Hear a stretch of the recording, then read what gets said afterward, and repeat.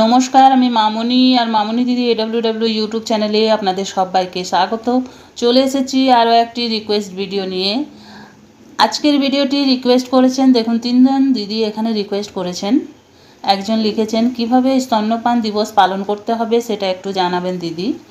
আরও একজন দিদি লিখেছেন মাতৃদুগ্ধ দিবস পোস্টার করে দাও।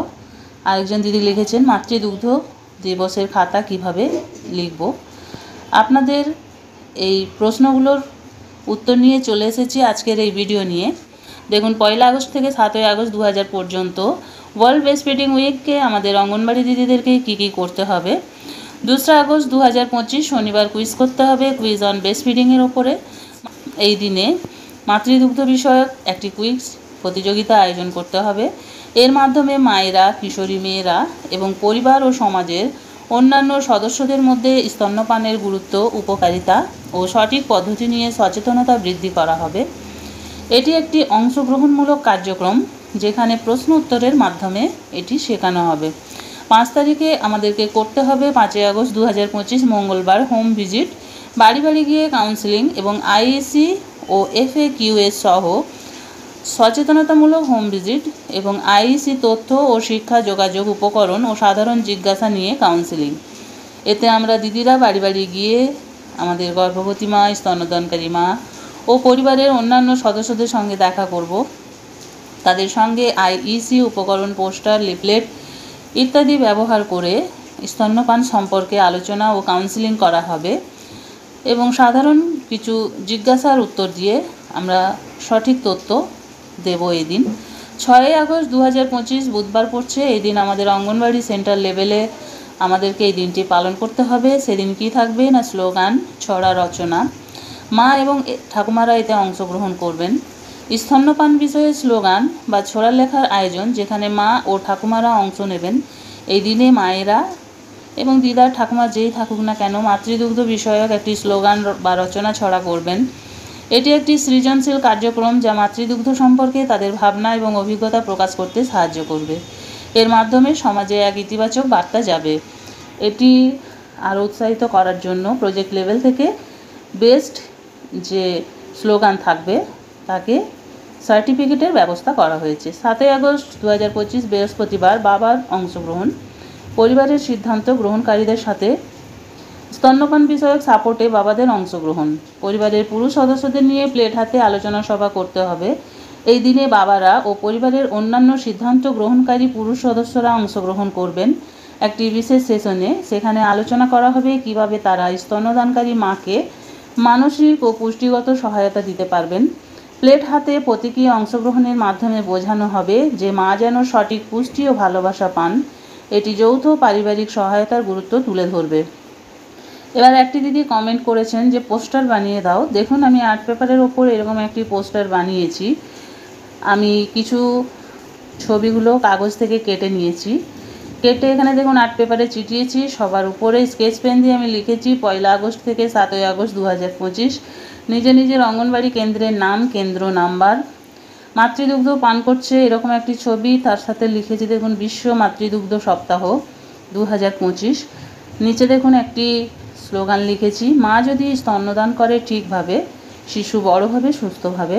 এখানে শিশু একটি ছবি দিয়েছি এবং তার নিচে দেখুন একটি ছড়া লিখেছি, 6 মাস দাও শুধু দুধ, তারপর খাবে মিষ্টি রুটি আর ভাত, কিন্তু মার দুধ ছাড়বে না, 2 বছর চলবে স্বাদ। এরপরে চলে যাব স্তন্যপান বিষয়ক যে কুইজ করতে হবে সেই কুইজের কিছু সাধারণ প্রশ্ন উত্তর। এই প্রশ্ন উত্তরগুলো শেয়ার করা হয়েছে আমাদের নিজস্ব হোয়াটসঅ্যাপ গ্রুপে, যেটা আমাদেরকে অফিস থেকে শেয়ার করে দিয়েছেন আমাদের সুপারভাইজার ম্যাডামরা বা দিদিরা। দেখুন এখানে সাধারণ জ্ঞানের কিছু প্রশ্ন আছে। 1 নম্বর প্রশ্ন, জন্মের পর কত সময়ের মধ্যে স্তন্যপান শুরু করা উচিত? জন্মের 1 ঘন্টার মধ্যে উত্তর হচ্ছে। 2 নম্বর প্রশ্ন হচ্ছে, শিশুকে কতদিন শুধুমাত্র স্তন্যপান করানো উচিত? প্রথম 6 মাস। 3 নম্বর হচ্ছে, শুধুমাত্র স্তন্যপান বলতে কি বোঝায়? শুধু মায়ের দুধ দেওয়া, কোনো জল, অন্য দুধ বা খাবার নয়। প্রথম দুধকে কি বলা হয়? কোলেস্ট্রাম। 5 নম্বর আছে দেখুন, কোলেস্ট্রাম শিশুর জন্য কেন গুরুত্বপূর্ণ? না, এতে অ্যান্টিবডি থাকে যা শিশুর রোগ প্রতিরোধ ক্ষমতা বাড়ায়। এরপরে শিশুর স্বাস্থ্যের উপকারিতা নিয়ে কিছু প্রশ্ন এখানে দেওয়া হয়েছে। 6 নম্বর প্রশ্নটি হচ্ছে দেখুন, স্তন্যপান শিশুর কোন কোন সাধারণ সংক্রমণের ঝুঁকি কমায়? ডায়রিয়া, নিউমোনিয়া ও কানের ইনফেকশনের। 7 নম্বর প্রশ্ন হচ্ছে, স্তন্যপান কি শিশুর মস্তিষ্কের বিকাশে সাহায্য করে? হ্যাঁ, এটি মস্তিষ্ক এবং জ্ঞান ও বুদ্ধির বিকাশে সহায়ক। 8 নম্বরে হচ্ছে, স্তন্যপানে কি অপুষ্টি প্রতিরোধ সম্ভব? হ্যাঁ, এতে প্রয়োজনীয় সব পুষ্টি উপাদান থাকে। 9 নম্বরে হচ্ছে, অসুস্থ শিশু কি স্তন্যপান করতে পারে? হ্যাঁ, অসুস্থতার সময়েও স্তন্যপান চালিয়ে যেতে হবে। 10 নম্বর প্রশ্ন, পরিপূরক খাবার শুরু করার উপযুক্ত বয়স কত? 6 মাস বয়সে স্তন্যপানের পাশাপাশি পরিপূরক খাবার শুরু করা যেতে পারে। এরপরে দেখুন, মায়ের স্বাস্থ্যের উপকারিতা নিয়ে কিছু প্রশ্ন এখানে করা হয়েছে। 11 নম্বর প্রশ্ন, স্তন্যপান কি সন্তান জন্মদানের মাঝে ব্যবধান তৈরি করতে সাহায্য করে? হ্যাঁ, এটি প্রজনন ক্ষমতার প্রত্যাবর্তন দেরি করে। 12 নম্বর প্রশ্ন, স্তন্যপান কি মায়ের ওজন কমাতে সাহায্য করে? হ্যাঁ, এটি অতিরিক্ত ক্যালোরি পোড়াতে সাহায্য করে। 13 নম্বর প্রশ্ন, স্তন্যপান কি মায়ের কিছু রোগের ঝুঁকি কমায়? হ্যাঁ, স্তন্য এবং ডিম্বাশয়ের ক্যান্সারের ঝুঁকি কমায়। 14 নম্বর প্রশ্ন, সাধারণ সর্দি বা জ্বর হলে কি মাকে স্তন্যপান বন্ধ করা উচিত? না, স্তন্যপান চালিয়ে যেতে হবে।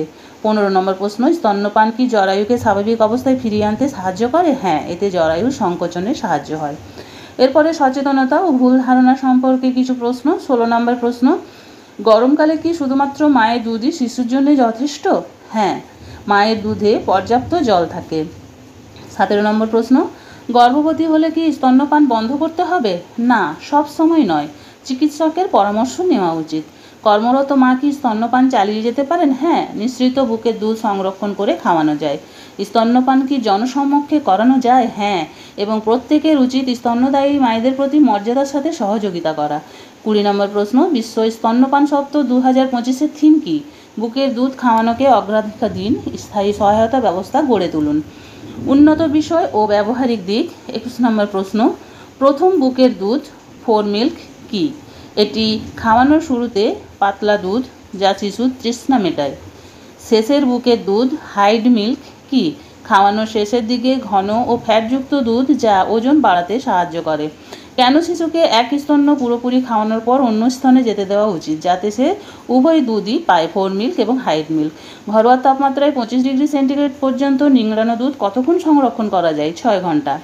রেফ্রিজারেটরে মায়ের দুধ কতদিন রাখা যায়? 3 থেকে 5 দিন, 4 ডিগ্রি সেন্টিগ্রেড তাপমাত্রায়। ফ্রিজারে দুধ কতদিন সংরক্ষণ করা যায়? 6 মাস পর্যন্ত।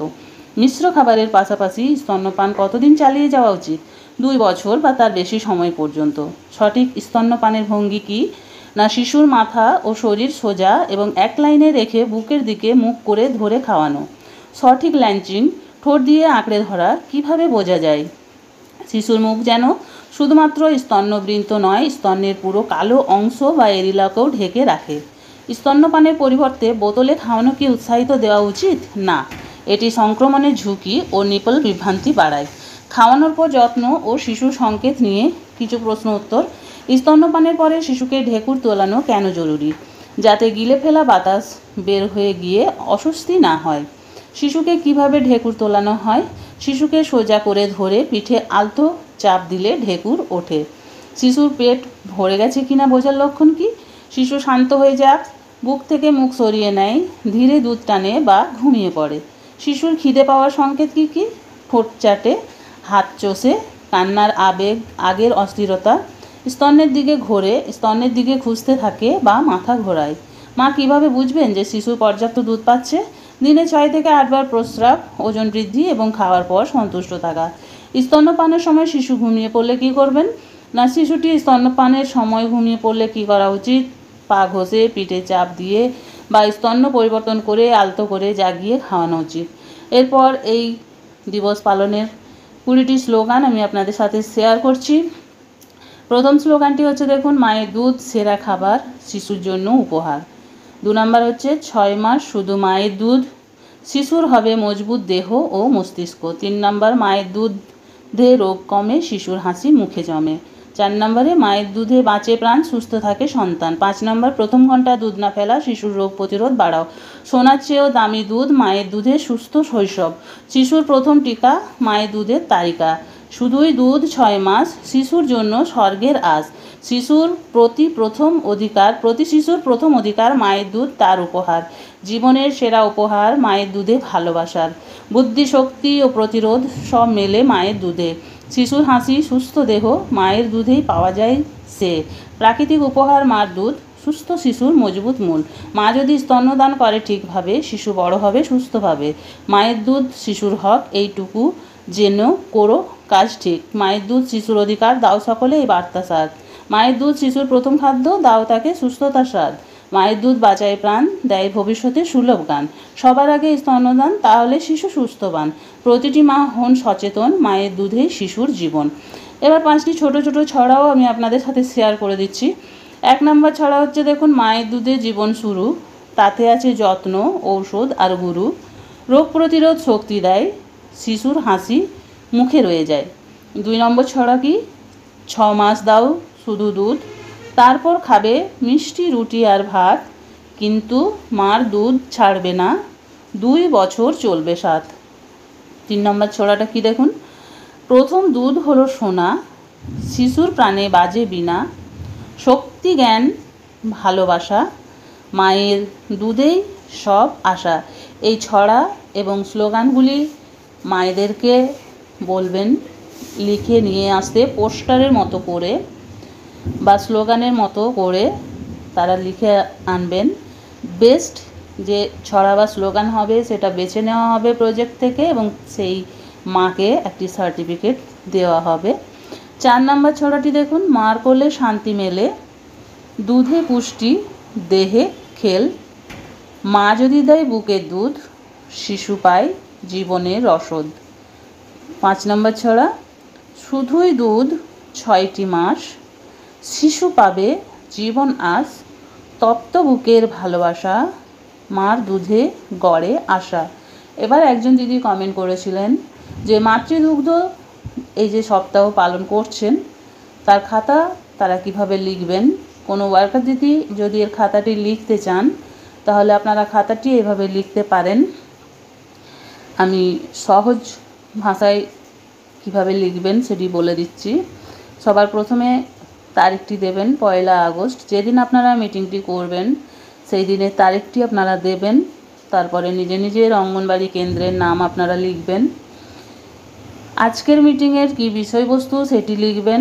বিষয়বস্তু হচ্ছে মাতৃদুগ্ধ সপ্তাহ উদযাপন, পরে লিখবেন।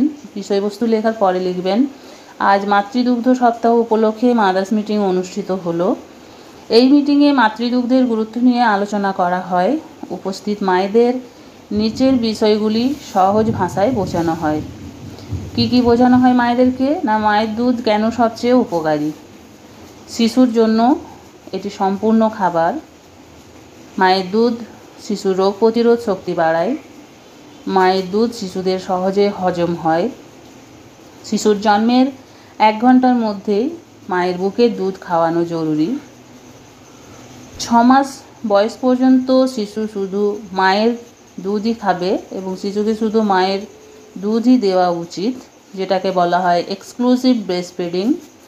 6 মাসের পর অতিরিক্ত খাবার শুরু হলেও 2 বছর বা তার বেশি সময় পর্যন্ত মায়ের দুধ চালিয়ে যেতে হবে।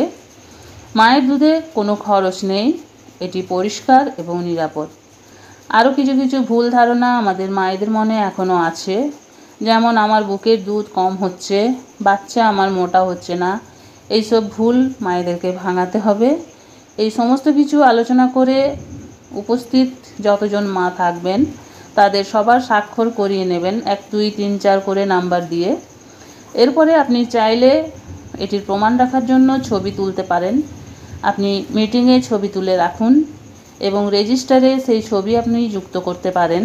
তারপরে সকলের শেষে নিজের সই এখানে করবেন, অঙ্গনবাড়ি দিদির স্বাক্ষর, এবং পাশে আপনার রেজিগনেশনটি দিয়ে দেবেন অঙ্গনবাড়ি কর্মী।